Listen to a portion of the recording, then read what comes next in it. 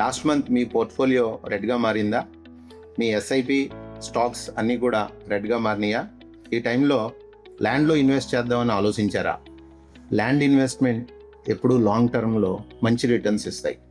దానికి మేము గతంలో ఈ 20 yearsలో డెవలప్ చేసిన ప్రాజెక్ట్సే దానికి ఒక మంచి ఎగ్జాంపుల్. 2004లో మేము హైదరాబాద్ గండిమైసం దగ్గర కళదిండి ఎంక్లేవ్ అనే ప్రాజెక్ట్లో 1500 per square yard సేల్ చేసాం.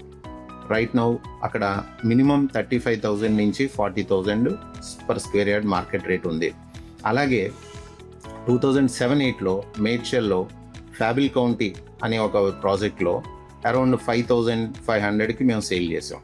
ఆ ప్రాజెక్ట్లో right now 40,000 per square yard sale అవుతుంది. సో ఇవన్నీ కూడా మనకు లాంగ్ రన్లో ఒక ల్యాండ్ అప్రిషియేట్ అవుతుందనడానికి ఒక ఎగ్జాంపుల్స్. నేను చెప్పేది ఏంటంటే ఎస్ఐపి స్టాక్స్లో ఇన్వెస్ట్ చేయొద్దని కాదు. సో ల్యాండ్ కూడా మీ పోర్ట్ఫోలియో ఉంటే బెటర్ సేఫ్గా డైవర్సిఫై ఇన్వెస్ట్మెంట్ ఉంటుందనేది మా ఉద్దేశం.